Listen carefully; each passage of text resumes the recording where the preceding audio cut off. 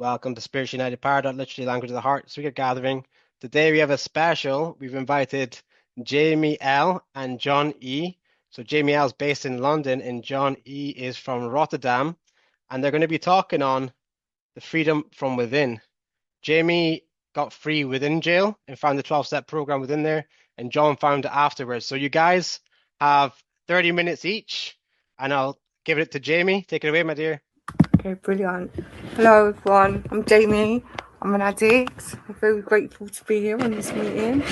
And I loved how you started it off with the St. Francis prayer, because I remember a few years into my recovery, I worked with a line of that prayer every day. And it's very powerful actually. And then I worked with a line of it every day, and then I'd review it at night, and I'd look out, have I been a channel of peace today, and how did that happen? And I'd do some writing around it. So it just took me back to when I worked with that prayer, which is very beautiful. I'm very grateful to be here because it was only 3 years ago I was released from prison, which I served nearly 17 and a half years in there. And prior to that, I didn't have a clue about anything. All I knew was I used. I didn't know there was a solution. I didn't know there was meetings. I'd never heard of any such thing in my life. And it took a life sentence in prison to be introduced to the rehab within the prison, and then to be introduced to the book and getting a sponsor and doing the work.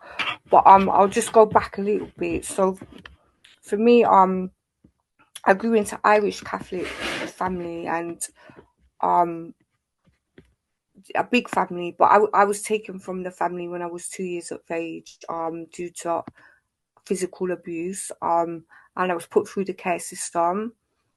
And through the care system, there was more trauma, like sexual abuse and things like that, which I don't really have much memory about. I've just like read it on paper and stuff. And then when I was 12, I went back to live with my mum. So I've gone back to this family that I don't really know, and like it was really messy from the start. My mum was in a domestic violent relationship, and she started to get violent with me within weeks of being back there. And the escape for me, or what I thought was escape, was I started to drink. I started drinking cider with, just weekends and after school, and it wasn't like a lot, but I was doing it and I liked doing it. I couldn't tell you the first time that I drank or what it felt like, but I just remembered that I liked doing it, and it quickly progressed onto other things, cannabis. Um, and by the time I was 13, I was messing around with LSD and things like that. In between that, my mum took me to Australia, and when we got to Australia, I was 14 and she kicked me out. She kicked me out on the street, and I thought it was the best thing ever because now I can just do what I want. I thought I was an adult, and I just needed to get away from her. I wanted to get away from her. There was so much resentment. And what that did for me was, again, I was on the streets, and I started hanging about with people that was a lot older than me, and they were getting me into raves and all these things. And then I started using more drugs. I tried cocaine a couple of times, but I think I didn't really know what I was feeling because I was always high on something anyway. It was usually LSD. So whether I felt the cocaine or not, I don't know. At the age of 15, I was sent back here to the UK, and within weeks I was in hospital, and then I nearly died of alcohol poisoning. Someone told me that at this time I was drinking whiskey, and someone said to me, if you drink that through a straw, it will hit you quicker. So I went and got some straws because I wanted it to hit me quicker, and I ended up in hospital with alcohol poisoning, nearly died from it. By the age of 16, I was in a mental institution. And I always share about this because I have to look at where my thinking got me. So I went into this mental institution, and there was a guy in there that most people in there thought they were someone else. It was like an adult ward that I was on, and I was very young. So there was a guy in there, and he thought he was Elvis Presley, and he changed his name to Elvis Presley. And I thought it'd be really great to, get in a relationship with Elvis Presley. That's what I did. But when I look back on that now, I have to think, like, who was more crazy, him thinking he was Elvis, or me getting into a relationship with someone that thought they were Elvis? But there you go. And then at the age of 17, I come out of there. 17 was my first prison sentence, and I was pregnant with my son. And even on that sentence, I remember, like, I was smoking cannabis a lot. There was always something, but mainly cannabis at that point. I come out of prison, and my intentions were to be a good mom, to stop all this drinking and taking drugs, and I was just going to be a good mom and smoke weed. It didn't last for long. I started selling Class A's, and that's when it just got crazy. And then I started using crack cocaine and heroin, and I ended up giving my son to my nan to look after, because I thought that if I move away, like, I could sort this all out, and it never happened. And that took me through so many geographicals, in and out of prison.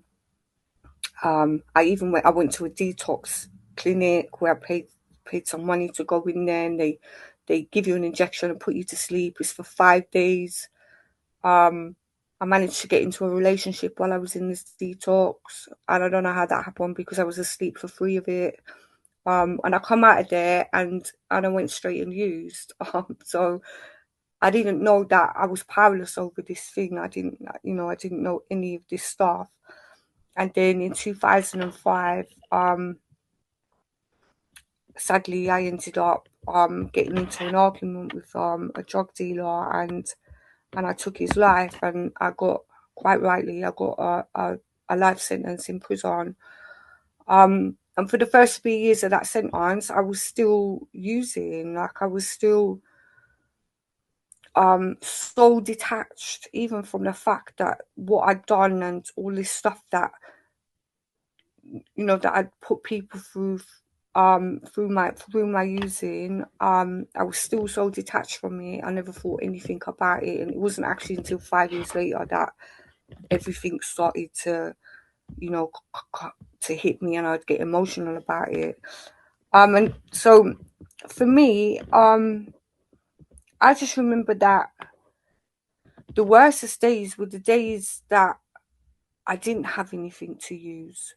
That pain, and that wanting to die.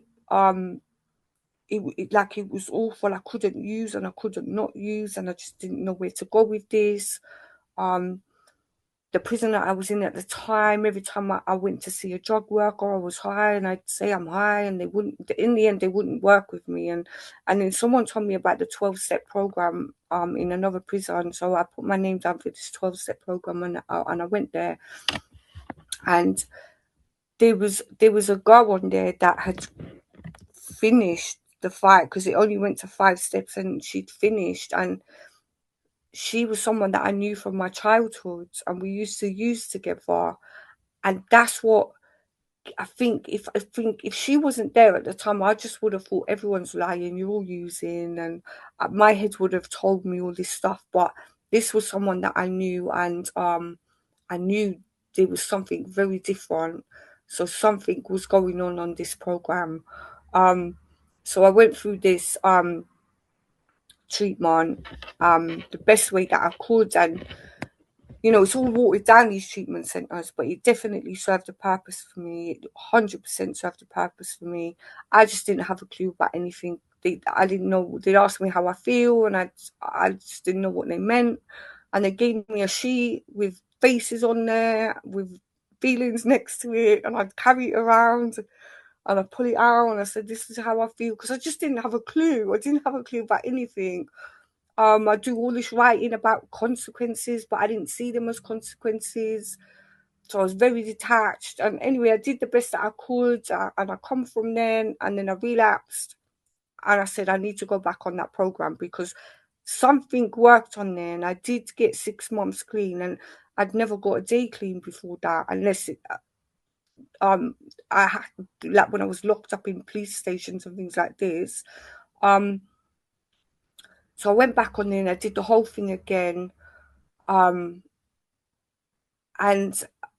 when I finished it, I knew, okay, I've got to step 5. There's more steps, and if I don't do the rest of these steps, in my head, I thought I'm gonna die if I don't get a sponsor. I have to go through this program. And I got a sponsor, and she was in Bournemouth at the time, so I used to call her, and she took me through the steps. And so the biggest thing for me was then learning about step 1 and what that actually meant, because I just I didn't understand. And people growing up, like, people used to say, what's wrong with you? And I just didn't know. I thought I was completely different to everyone. But learning about step 1 and learning that, I have this allergy and I have this obsession of the mind and the spiritual malady, which I believe for me that spiritual malady was there way before I picked up anything. That's my opinion. And and then learning that, I have this allergy, and when I put something in me, I set off a phenomenon of craving that I cannot stop. And then I have this obsession of the mind that tells me I don't have this illness and I can control and use. And yeah, so when I went onto this program, I thought it was all about the drugs, and then you get to know that, it's all about finding the power greater in yourself and having a spiritual experience. And I remember walking around, because like I said, when I grew up, I went to a Catholic school, and the fear of God and all of this was put into me from very young. So when they talked about a power greater than myself, I now had to get rid of all my old beliefs and just find something that I believed in, and something that would remove this obsession from me and give me the spiritual experience that I needed to live a life in recovery. And I remember walking around the prison thinking and questioning myself, what's my higher power? What can I have as my higher power? And for me, it started off as the meetings. There was a lot of meetings within the prison, and there was power in these meetings. People were clean, and that where I'm at now, and where God has took me from having a power greater than myself to be in the meetings, it then went to take me through every single religion there ever was in the prison to study. And that's what I did. I become a Christian, I become a Muslim, I become a Buddha, I started studying Christian Science, and it took a few years for each of these. I was just seeking God, seeking God. But in between that time, I did have I was sponsoring in the prison. I started sponsoring because, they had this treatment center, and then people were leaving the treatment center, not getting sponsors or not knowing how to get a sponsor and relapsing. So I started sponsoring. Once I got through the 12 steps with my sponsor, I started sponsoring and did sponsoring. So there was a good little thing going on in there. We used to do a big book study. And 5 years in, I had a relapse. And I was like, oh my God, how did this happen? Like, how did I get so disconnected? I'd moved to another prison, and it was just chaos. And I called my sponsor, and all she said to me was like, you took back your power and seek God, seek God. And that's what I got. So I was in this relapse for 3 months, and then I got clean, and I'll be 11 years in April. But for me, that seeking God, that's the thing that I just had to go in on for me personally. The meditation, the prayer life, and I couldn't keep things stagnant. Like, I have to change things up. So if I'm working with gratitude, I'll change up. It started for me like writing 10 things down a day that I was grateful for, and then it got a bit stagnant, so I had to change it up. So I got some books sent in on gratitude and exercises, and changed my prayer life. And oh my God, I've had so many different experiences being alone in a cell. For me, I was free in there. I was freedom come from within. It didn't matter that I had these bars around me, and I was in this prison. Like, I was free for the first time in my life. I felt so free within the prison. And that's what God did for me, you know. And yeah, like, it's just so powerful. And I was reading something the other day where it says about, you know, the tongue. Our tongue is a spiritual instrument, you know. And when I look at the fellowship, and that's what we do, we talk, and we get each other well. It's so beautiful. And so I come up for parole in 2014. So I could have got parole for like an open prison where I could go out daily, and they knocked me back. They refused me it, and they said I was not back for 3 years. So I had to serve the 17 years and then sit parole again. And I got so resentful at that time. I remember thinking, well, what is there? What else is there for me to do? I couldn't see the bigger picture at that time. And what that did for me was it took me deeper into prayer. You know, I had to do some inventory around that stuff, look at my part in all of that. And then what's God's will? What was God's will for me in that? And you know what? It's so beautiful because that then opened up for me a different kind of relationship with this power greater than myself. I started studying quantum physics and reading all these stuff about the subconscious mind, and it took me down different meditations and things like that. And then when I got to the 17 year, well, I got 17 and a half years, it was time for me to sit parole again. And they weren't recommending it. They wanted me then to go to another prison and do the open part. And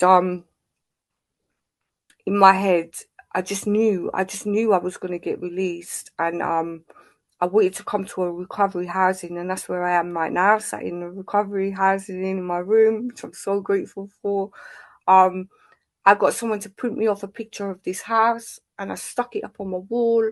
And every day I would visualize myself, and I'd thank God for bringing me to this house, even though it hadn't happened yet.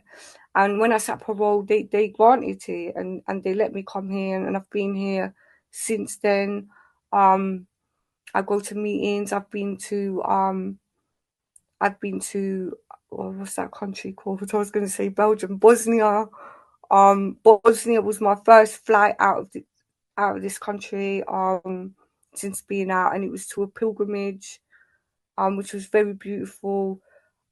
Again, I'm not religious. I'm spiritual, but I'm open-minded to everything. I can go in a mosque. I can go in a church. I can go on a Catholic pilgrimage. It doesn't matter. It's all God's for me. And yeah, and the most beautiful part about that was at the back of the church in the evenings, there was hundreds of people there from all over the world, and they'd play some music, and then it just went silent. And there was just silence, and I looked around, and there was mountains behind us, and there's just silence, you know. And everyone's there, either praying, meditating, seeking God, worshiping God, and it was just so beautiful that I got to experience that. I'm so grateful. Being in recovery as also that my son that I gave to my family to look after when he was 2. I've made amends with him. He's been in a mental institution from the age of 17, but I've been able to amend that relationship, and we message each other every day. He tells me he loves me, and it's so beautiful. You know, and I've made amends where possible and where I can. And this stuff is just so beautiful. And at the moment, I've just got my step 4 there. I'm just doing another bit of inventory, and I'm going in. Like, I listened to a Mark H share on around the step 4 and 5, and I'm just going in a bit deeper with that and really looking at, okay, what part of self was affected and why is it affected? Why is my self-esteem being affected?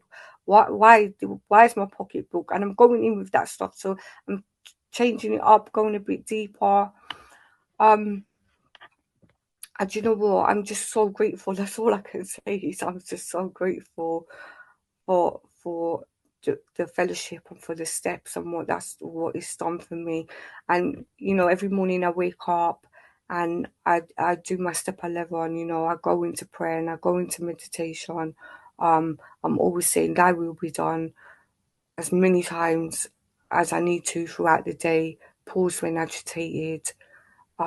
Do some inventory when it comes up, and just maintaining that. And I think there's so many words in that big book, and for me personally, every time I read it, it's like something else stands out for me. I read it differently to what I did a few months ago. So I always like to keep going over stuff and looking at words. I like to work with words because it just opens up doors, you know. I'm just so grateful that obsession was lifted from me. And I've been through struggles in recovery, and I can honestly say that the first thought is never to use. It's always to turn to a power greater than myself, or to talk to someone about that, or my sponsor. But it's usually I take it to prayer. And I can see on the clock I've still got 10 minutes, and I don't know where to go with this 10 minutes. But, yeah, there's just so much in it. I really don't know what else to say about. I think that's all I've got to say, really. I hope that's helped someone.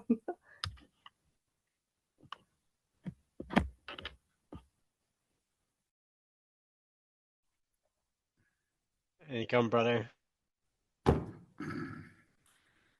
Thank you so much, Jamie. Fantastic. See all these hearts. I love it. And I love you. My name is John, and I'm a grateful addict. And Joey, thanks for the invitation, and service crew. Thanks for all the service you're doing here in this fantastic meeting. And thanks to all the people showing up. I'm always a bit blown away by Jamie. I met her first time in London, and then I heard her share, and then I got her share back on my phone from a mutual friend, and I was listening back in the car in Holland. It just made me cry. But okay. I just had a little meditation, a little prayer for the meeting, and I just I'm very curious what I'm about to say, what God brought to my heart today. I just know that I love the effect produced by alcohol. I love the effect produced by cocaine. I love the effect produced by Xanax. And I'm willing to give up everything for this effect. In hindsight, I give up the relationship with my kids. I give up relationship with my partners. I give up friendships. I give up my dignity. I give up my health just for this effect. And like Jamie also put it, you know, the spiritual malady was upon me before I started drinking or using. As a young boy, I was always trying to be a tough guy, and picking up fights with guys that are bigger than me just to show that I wasn't scared, although I was very, very scared from the inside. But nobody knew, nobody had to know, and I didn't even know myself.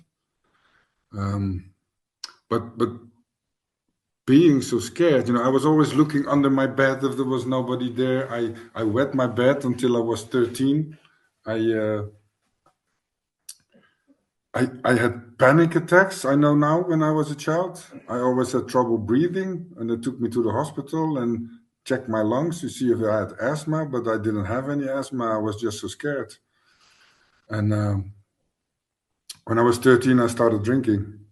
Well, I remember when I was younger than 13, when I was a little boy, we in our house, we always had with Christmas fruit punch. And then I was always allowed to get one glass. And I remember this feeling, this fuzzy feeling that it gave in my mouth, and the tinkling. And I was always stealing a little bit more. But I started consciously drinking when I was 13. And from the get-go, I had this allergic reaction. When I take one, I cannot stop. And that's always been on me. And it doesn't matter what I take. If I take alcohol, I take cocaine. If I just take one, it takes me and I cannot stop. I have to be stopped. I'm going to fast forward a little bit because I prefer to talk about my recovery and a little bit H&I.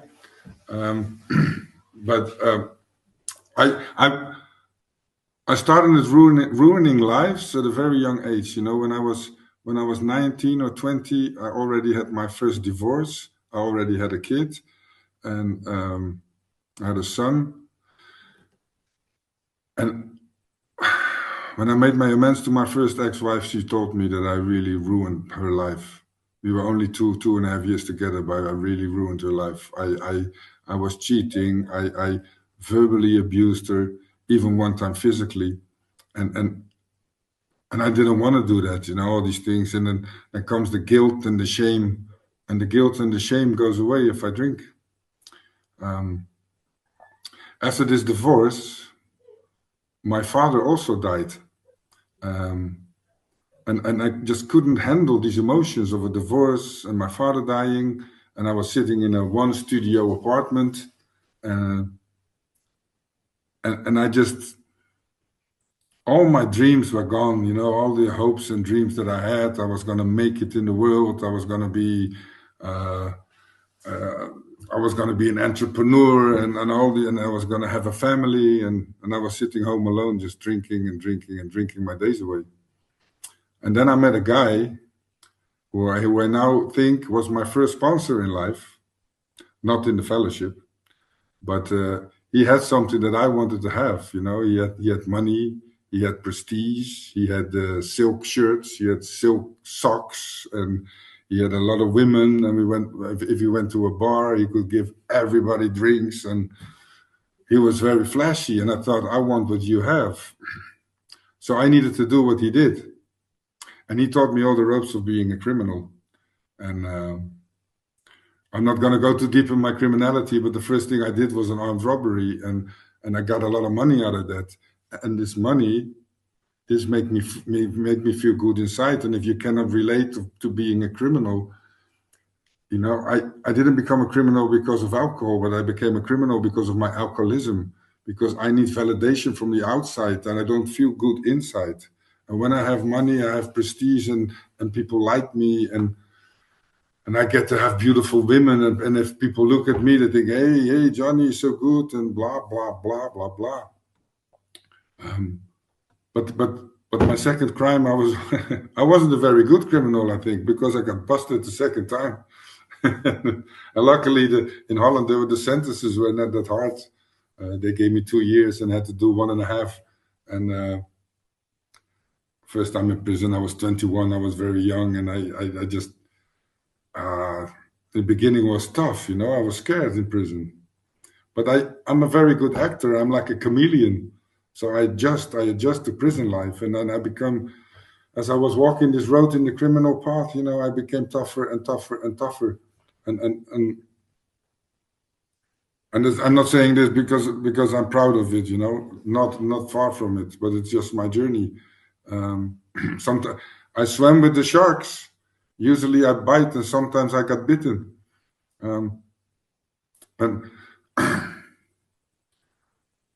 And it progressed, and also my drinking and my using. And then there's one woman in my life, is the love of my life. We got together, and then I got to prison, and we got separated, and then we got back together again. And basically, I ruined her life as well. But there came a point, I've been to prison so many times, that I thought if they catch me again, they're going to give me 10 years or they're going to put me in a mental institution. So I had to change job. I cannot do these armed robberies anymore. And then I was sitting in a bar in Rotterdam in Holland, and there came a guy from Iceland. He became my best friend, and he was doing another work. He was in international drug trade. And we were sitting in the bar, and he said, I like you. You drink like a Viking. And we became best friends. And he taught me his job, and I taught him my job, and we became, yeah, we became a power greater than myself. And today is his birthday, but 13 years ago he died of this alcoholism, of his addiction. And like I was saying, I was meditating. Oh, I don't know why I was not gonna go here, but okay. I was meditating and I was thinking about my friend, and while I was thinking of my friend, I got this fuzzy feeling like I got from this fruit punch. I was all glowy and I got a big smile on my face. I guess it was God saying, you know, it's okay, he's home. And then when I was done with my meditation and I stood up, I also missed him. So I had a really good cry. And that's also what recovery brings me, that these emotions, they can coexist next to each other. So I'm, on the one hand, I'm happy that I'm grateful that we became such a good friends. And a few minutes later, I'm crying because I miss him. This was not before recovery. I didn't know all these emotions. I didn't have a clue. Well, okay, this is a sidestep. But with changing these careers and going a little bit deeper into criminality, I was already using a lot of violence, but it became worse and worse and worse. And like the big book says, the alcoholic life seems the only normal one for me. I just didn't have any emotions with all the things that I was doing, not one at all. But this love of my life, she got pregnant unexpectedly, and she gave me an option. She said, "You're going to be a father, or you're going to be a criminal. You can't do both." I said, "Okay, I want to be a father, but I have some loose ends then to tie up." So I went to Lithuania and handed over my business there. I said, "I have to go to Iceland. I have to get some money, and I'll fix it, and I'll come back." Well, that went wrong. I got arrested in Iceland, and they gave me 6 years. Luckily, as a foreigner, you only have to do half. But I was for a long time in isolation there, and then sitting there with my head for many months without a TV, without a book, nothing. This was just complete torture. And when I came out of there, my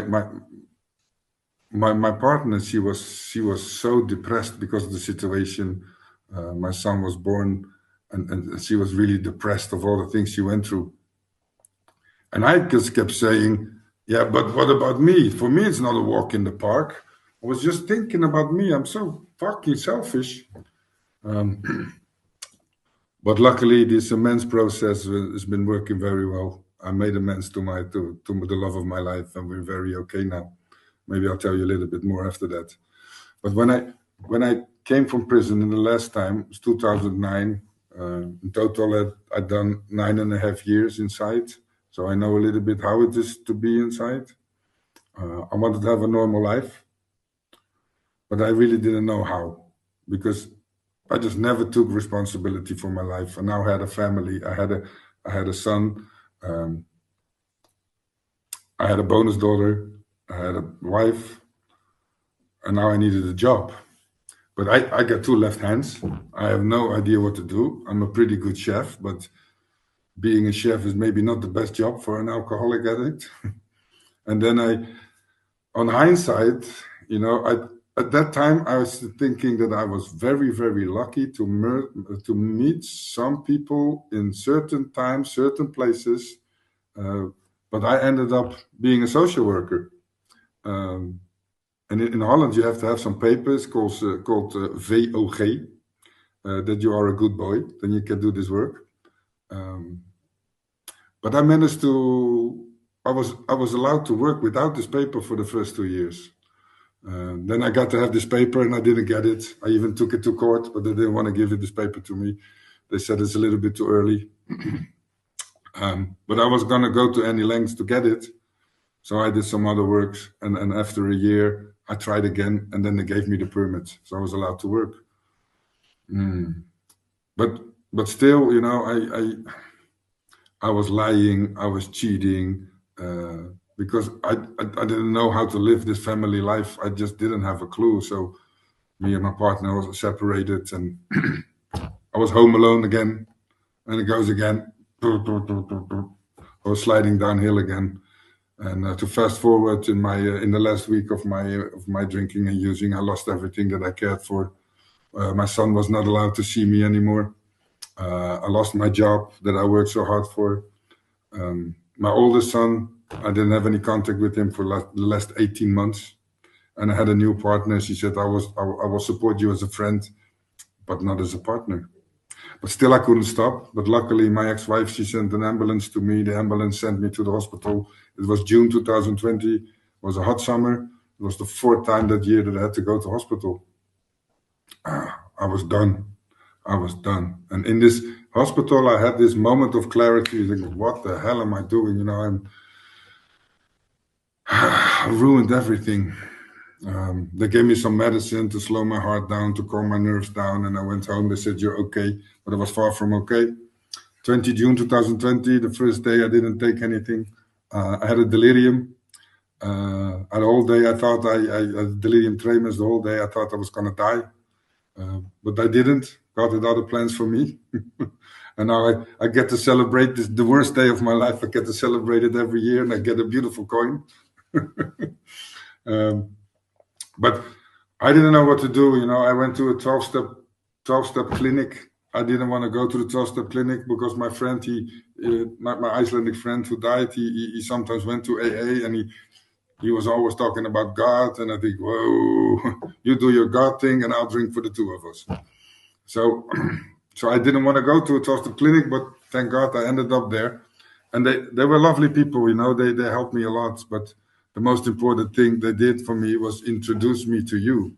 We had to go mandatory to three meetings, one AA, one CA, one NA. And they had one speaker, every week one speaker in the clinic. So there came a guy, and I was also diagnosed with all kinds of things, ADHD, PTSD, dissociating. I didn't even know what it meant. I had to Google it. And I was like a fly. I was going all kinds of directions. But then there came a guy, and he was so calm. And I was eaten by guilt and shame and remorse of all the horrible things I did. You know, I did so many armed robberies. I had so many people at gunpoint, and I was seeing all those eyes, and all those eyes that were so afraid, and it was eating me alive. And then came a guy who was so calm that I thought, this guy must be on Xanax. But he was doing what we're doing for like 33 years at that time. So apparently that makes you very calm. And then he shared his experience, and he shared his experience, how he forgave himself, and he emphasized step 4 and step 5. And it made it so easy for me to do step 2 and 3, because I needed to go to step 4 and 5. I didn't believe anything of it, but they told me to pray. Okay, I'll pray. I don't believe in God. Doesn't matter, just pray. And I did. I want to go to step 4. And I managed to make my amends, you know. I made my amends to all my loved ones. But there was still nagging something about this criminal part. There was still nagging a little bit. And my sponsor always taught me, just keep doing what you're doing, you know. You're helping people. And all these good deeds you're doing now, there's the opposite of the bad things that you were doing back then. But I wasn't really, I felt it a bit, you know, but I wasn't completely free. And then I was 6 months clean and sober. And then somebody asked me if I could be the GSR of my home group. I said, okay, let me talk to my sponsor and I'll call you back. I said, if I don't know anything about traditions, I just do it. And if you don't know anything, just call me. Okay. So I became the GSR. And because I became a GSR, at the same time, I was asked to go share in a treatment center by a guy. He said, I like your story. So we went to a treatment center. I said, wow, this is amazing. This is fantastic. I get to do now something that the guy in the treatment center did for me, gave me hope. And I felt really good on the inside. And I went to a district meeting because I was the GSR, and there was an open position. It was H&I chair. I think this is for me. This is for me. And it was in end of 2020, begin 21. It was Corona time, so everything was closed. Everything was locked down. So there was basically nothing. There was nothing in this H&I part in this district. And then me and a friend from Belgium, we took it upon us, and we just started doing the work. And I'm not saying that I'm fantastic, but I think God thinks that what I'm doing is okay, because everywhere that I show my face, doors opening. Within a couple of months, we were going to like 10 prisons, 10 treatment centers, and I was sending people there, and I went myself there. It was just fantastic. And one example how God works, you know. I'm getting excited. If I talk about H&I get excited. But also in my work, I lost my job, but after 6 months, I was offered a job, and I was a youth worker, and I started from a youth worker. They said, do you want to work with adults, and do you want to work in the forensic part, or do you want to help criminals? I said, yeah, okay. So I started to do that, and for my work, I came to prison. And I was at my first client in prison, and I was talking to him. I had to go to this room where the lawyers are. So I was sitting in the room, and the client came in, and he looked at me with my tattoos, and I was in a training suit. And he saw my face, and he said, oh, sorry. He thought I was also a client, so he left. And a few minutes later, he came in, oh, I have to be with you. I said, yeah. And I told him what I was doing, and I shared my experience, and I gave him a little hope. And I said, but I want to go in this prison. He said, here's the email number. Send her an email. And I was emailing the email. Nobody answers me. A week later, I came to visit him again. He said they're not answering. Here's the phone number. Call them. I called them. I said, yeah, we'll get back to you. They never do. They never did. And then I was speaking somewhere at a meeting, and I was way too early there. So I thought, okay, I'll drive, and I go to the supermarket, and I get a bottle of water. And then I came across a guy who I worked with before my recovery, and we had a talk about it. And he asked what I was doing. I told a little bit that I had a rock bottom, and then I became in recovery, and la la la la la. I said, "Oh, beautiful story." And I said, "What are you doing?" He said, "Yeah, I changed my job now. I work in a prison, the same prison where I couldn't get in." And he asked me, "Maybe you want to share your experience in prison?"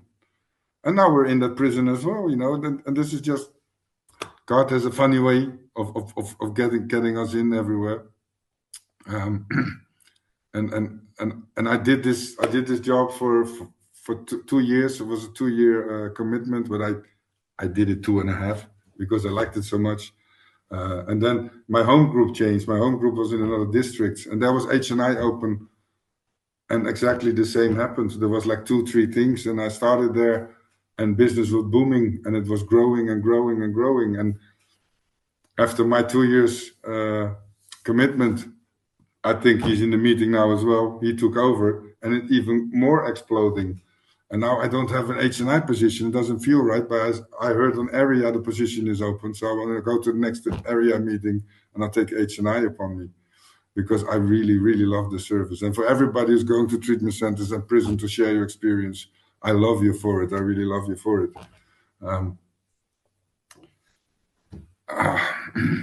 And my life got changed so immensely, you know. This psychic change that the big book talks about, it's just, that's upon me. I look at things differently in every aspect of my life. Last year my brother died, and at the end of the year my mother died, and in between I got a divorce, and I walked through that with dignity and grace. And today I had to make some papers for the divorce. The last conversation I had with my ex-wife was expressing gratitude to each other that our paths has crossed. Oh, I don't know how it is with you, but normally my relationship ends in a different way. And then today I have to fill in the paperwork. I'm not very good in paperwork, and we're talking about this. And a couple of years, I don't know, 2 years ago, I bought a car for her, and I pay this every month. And she said, yeah, we're going to do this. I said, well, I just keep paying this for you. And that's so much different, you know, that there's so much love for my ex-wife. And man, I'm so grateful for these 12 steps in recovery. And like I said, you know, the immense process with the love of my life was, my sponsor told me to keep it small when I made my first amends. And I did, but I didn't understand, because I think I need to make everything right. You know, I have to tell her everything. He said, keep it small. And I did. And later I found out why, because she was not ready to talk about all the terrible things. But I made extended amends, you know, and after 6 months, my son came to live with me. I was not allowed to see him. And after 6 months sobriety, he came to live with me with the permission of his mother. And 2 years ago, we had a very good talk. And since he was telling me what a kind of an asshole I was in our relationship in those periods. And she told me how she felt and what she was needing. And I only listened to her. And when she was done talking for like maybe 45 minutes or something, I said, I'm really sorry. And can I do anything to set it right? She said, I'm so happy you're just listening and not talking, just listening. And I see it affects you. And talking about setting things right, she said, I'm sitting in your house with our son. Everything is already good. That's just a miracle one of the miracles of this program. And then my oldest son, I also made amends. And it is, you know, we have a relationship now. And he was here with Christmas. We had a beautiful time, and I'm going to see him after the weekend. We're going to play chess with him. There will be always a little bit that he doesn't trust me for 100%. Not yet, you know, but yeah, I ruined 30 years of his life, so I cannot amend that in 5 years. But this long road of construction ahead of me, I will keep trudging this road. And you know, sometimes for me, like this recovery is this triangle. Sometimes my service, you know, it's equal sides, and my service is usually a little bit longer, and I sometimes fall short in the recovery part. You know, sometimes I slack in my nightly inventory, or I'll slack in my prayer, but I always know that if I do it too long, then I feel something creeping up. Then I just get back on it. Now, the couple of days, I don't know why, I just didn't make my nightly inventory. I do my morning prayer, and then I stop doing my nightly inventory. But I know it when I'm in the car and I'm the only one that can drive. I know it when I'm in the supermarket and the supermarket lady is talking too long with the other customers. Then I know it's time to make inventory. But I never slack in my service. You know, I love my service. Me and Joey, we're helping now Belgium, and we get to make the program. And in a couple of days, we're on fire, and the service just gives me so much fire, and I love doing this. And soon, in 3 weeks, we're gonna have a unity day with Germany, Belgium, and Holland, CA, and we're gonna get that fired up. I just love CA. Everything in my life that has any value on it, you get a stamp CA on it.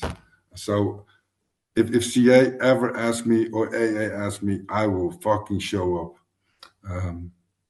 I think also that's all I got. Oh, nee, I forgot one important thing. I wasn't completely, 3 minutes, okay. I wasn't completely free from this criminal part. And I went to my sponsor. I said, look, I have a good friend in Scotland, Stuart is his name, and I would like to do a round of steps on the criminal parts. Is it okay by you? He said, everything that helps you is okay. So I called Stuart, said, can you help me with this? He said, sure, I can. So 1, 2, and 3 we did on Zoom or WhatsApp, video call, whatever. And then I wrote inventory on all the criminal things, and I wrote every single crime I wrote down. Not in so many words. I wrote it down so that if you would get my paper, you wouldn't understand what the fuck it was saying, because I had to take it to Glasgow. And I went with my step 4 to Glasgow, and I met Stuart and we had a little steak in a restaurant, and then there's a beautiful, I don't know if you know Glasgow, there's a beautiful library, and we went there in the evening, and it was such a serene place, and I told them every single detail of all the heinous things that I did. And Stuart gave me the same message as my sponsor did, just because I cannot make direct amends, that it will harm others if I do so. But I got free from it now. I got totally free. I found out when I came back to Holland, and when I was walking somewhere and I knew I was doing horrible things at a certain place. I didn't have this feeling anymore inside for all this guilt and shame. Of course, I'm not happy about it, but I'm free from it. And that's all thanks to this 12-step program.